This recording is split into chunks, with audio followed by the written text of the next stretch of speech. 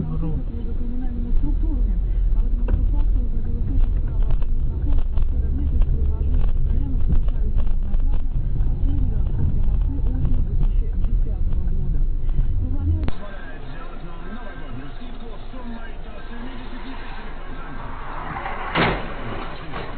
Нихуя!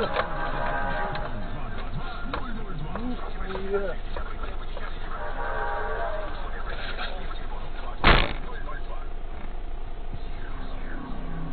Организация требуется контент-менеджер на неполный рабочий день для ведения сайта. Требования закончены.